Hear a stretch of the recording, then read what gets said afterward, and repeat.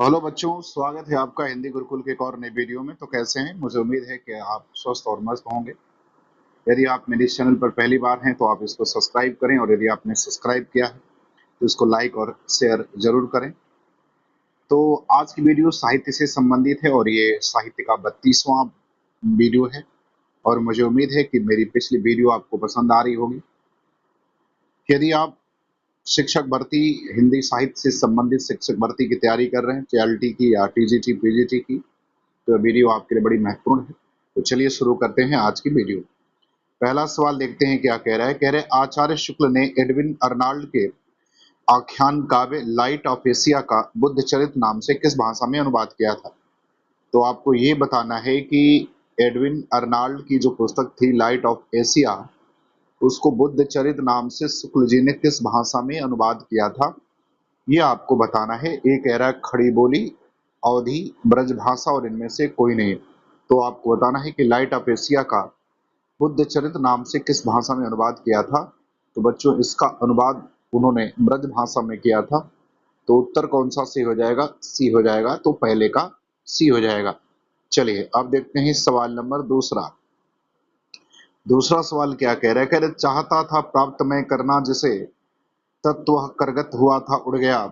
दिनकर के कुरुक्षेत्र काव्य में यह कथन किसका है?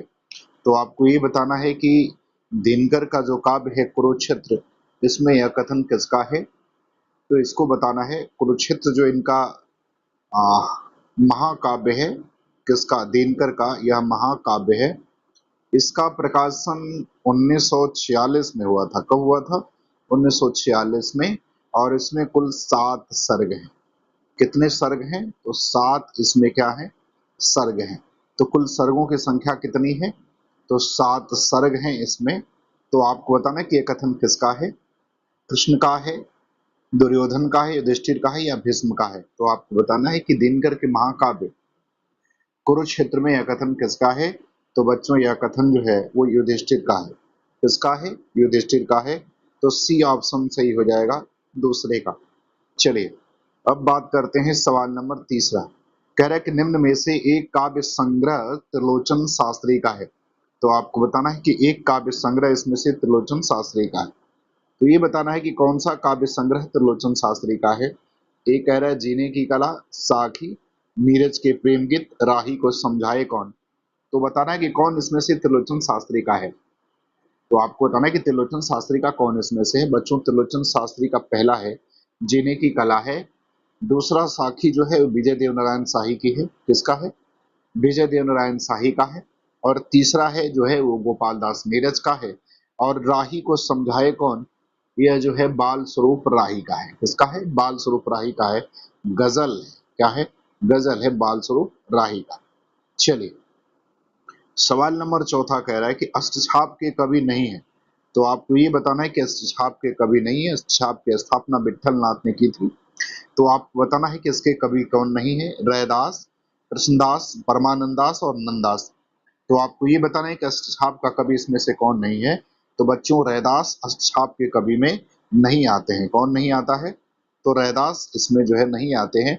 बाकी ये तीनों जो है अष्टछाप के अंतर्गत आते हैं। चलिए सवाल नंबर पांचवा क्या कह रहा, कविता के बहाने कविता कुंवर नारायण के किस काव्य संग्रह से ली गई है? तो आपको ये बताना है कि एक कविता का नाम दिया है कविता के बहाने, और किसकी है? कुंवर नारायण की कविता है। और आपको ये बताना है कि यह उसके उनके किस काव्य संग्रह से लिया गया है।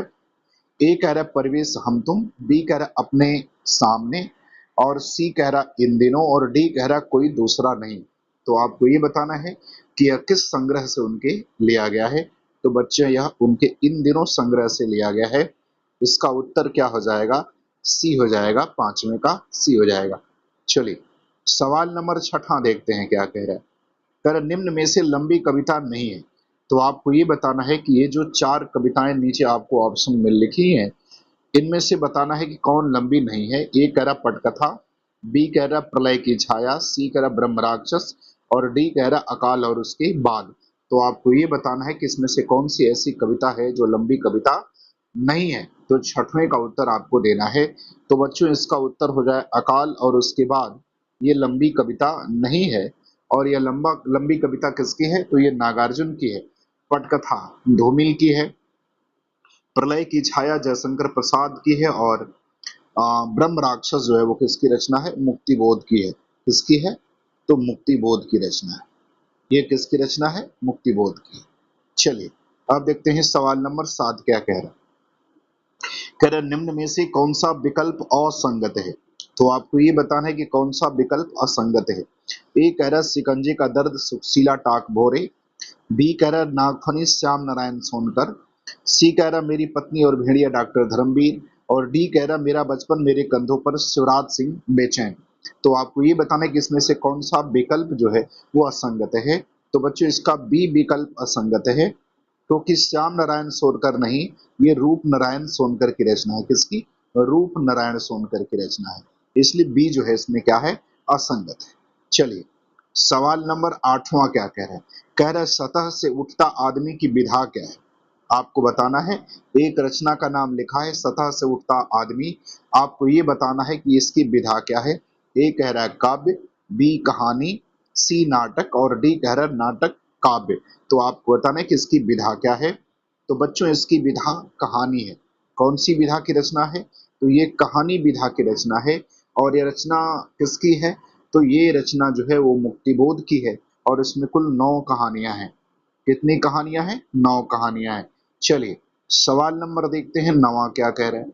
कह रहा मलबे का मालिक कहानी का कथ्य क्या है? आपको ये बताना है कि मलबे का मालिक कहानी का कथ्य का है, वर्ण विषय क्या है। ए कह रहा है सांप्रदायिकता, बी कह रहा है पर्यावरण, सी प्रदूषण और डी कह रहा है भारत पाक विभाजन। तो बच्चों मलबे का मालिक जो है वो कहानी मोहन राकेश की कहानी है। किसकी है? ये मोहन राकेश की कहानी है। तो आपको ये बताना है इसका वर्ण विषय क्या है। तो बच्चों इसका वर्ण विषय भारत पाकिस्तान विभाजन है। तो डी ऑप्शन सही हो जाएगा। इनकी अन्य कहानियों में परमात्मा का कुत्ता, अपरिचित, अंतराल, जानवर और एक प्रसिद्ध कहानी इनकी मिसपाल भी है। चलिए अब देखते हैं सवाल नंबर 10। वह भी कोई देश है महाराज, ये किसका यात्रा वृत्तांत है? वह भी कोई देश है महाराज या किसका यात्रा वृत्तांत है। ए कह रहा पंकज बिष्ट, बी कह रहा आलोक श्रीवास्तव, सी कह रहा अनिल यादव और डी कह रहा है अनामिका। तो आपको ये बताना है कि यह किसका जो है यात्रा वृत्तांत है। तो बच्चों यह यात्रा वृत्तांत अनिल यादव का है। किसका है? अनिल यादव का है। इसका प्रकाशन वर्ष 2012 है। चूंकि इसमें यात्रा वृत्तांत जो वर्णन है वो 2000 के आसपास का वर्णन इसमें किया गया है। चलिए अगला सवाल देखते हैं सवाल नंबर 11। कह रहा है कि जयशंकर प्रसाद के अधूरे उपन्यास का नाम बताना है। तो आपको एक आसान सा सवाल का उत्तर बताना है कि जयशंकर प्रसाद के अधूरे उपन्यास का नाम क्या है। मंगलसूत्र, तितली, इरावती और कंकाल। तो आपको बताना है कि इसमें से कौन सा ऐसा उपन्यास है जो जयशंकर प्रसाद का अधूरा है। तो बच्चों इसमें जयशंकर प्रसाद का अधूरा उपन्यास इरावती है। ऑप्शन कौन सा हो जाएगा 11 का? सी हो जाएगा। मंगलसूत्र जो है ये भी अधूरा है लेकिन ये प्रेमचंद का है। तो ये प्रेमचंद का अधूरा उपन्यास है, जबकि ये तीनों जयशंकर प्रसाद के उपन्यास हैं। चलिए अगला देखते हैं 12। कह रहा है कि प्रेमचंद द्वारा उर्दू भाषा में लिखा गया बाजारे हुस्न, क्या बाजारे हुस्न का हिंदी रूपांतर क्या है? तो आपको बताना है कि बाजारे हुस्न का हिंदी रूपांतर क्या है। तो 12 का उत्तर बताना है। तो बच्चों 12 का उत्तर क्या होगा। ए कह रहा है कायाकल्प, बी सेवा सदन और सी कह रहा है गबन और डी कह रहा है रंगभूमि। तो आपको बताना है कि बाजारे हुस्न का हिंदी रूपांतर क्या है। तो बच्चों बाजारे हुस्न का हिंदी रूपांतर सेवा सदन है। क्या है? सेवा सदन है। और इसका प्रकाशन कब हुआ था? 1918 में। कायाकल्प का प्रकाशन 1926 में हुआ है। गबन का 1931 में हुआ है और रंगभूमि का 1925 में हुआ है। गबन जो प्रेमचंद का उपन्यास है यह पहले उर्दू में किसना नाम से लिखा गया था और रंगभूमि पहले जो है चौगाने हस्ती नाम से लिखा गया था। तो 12 का उत्तर क्या हो जाएगा? 12 का उत्तर बी हो जाएगा। चलिए सवाल नंबर 13 में क्या कर इनमें से गंगौली गांव किस उपन्यास के केंद्र में है। तो आपको ये बताना है कि गंगौली गांव जो है वो किस उपन्यास के केंद्र में है। ठीक, तो गंगौली गांव जो है वो बच्चों गाजीपुर जिले में है। तो पूछ रहा है किसके केंद्र में है। ए कह रहा टूटता हुआ जल, अलग अलग वैतरणी, प्रतिपद कथा और आधा गांव। तो आपको बताना है कि किस उपन्यास के केंद्र में है। तो बच्चों यह जो है आधा गांव उपन्यास के केंद्र में है। और आधा गांव उपन्यास किसका है? ये है राही मासूम रजा का उपन्यास है और इसका प्रकाशन वर्ष 1966 है। कितना है? 66 है। चलिए अब बात करते हैं सवाल नंबर 14 की। कह रहा है भारतेंद्र युग की केंद्रीय विधा क्या है? तो आपको बताना है कि भारतेंदु युग की केंद्रीय विधा क्या है। ए कह रहा उपन्यास, बी कह रहा कहानी, सी नाटक और डी इनमें से कोई नहीं। तो आपको ये बताना है कि भारतेंदु युग की केंद्रीय विधा क्या रही थी। तो बच्चों भारतेंदु युग की जो केंद्रीय विधा थी वो नाटक थी। क्या थी? नाटक थी। तो ऑप्शन नंबर सी सही हो जाएगा। चलिए अब बात करते हैं सवाल नंबर 15 की। कह रहा है कि सती चंद्रावती, आपको दो पुस्तकों सतीश चंद्रावती अमर सिंह राठौर नाटकों के रचनाकार का नाम बताना है। ए कह रहा राधा चरण गोस्वामी, बी बालकृष्ण भट्ट, भारतेंदु हरिश्चंद्र और प्रताप नारायण मिश्र। तो आपको बताना है कि इन दोनों जो नाटक हैं इन दोनों नाटकों की रचना किसने की है। तो बच्चों इसकी रचना की है राधा चरण गोस्वामी ने। तो इसका उत्तर पहला वाला सही हो जाएगा। चलिए सवाल नंबर 16।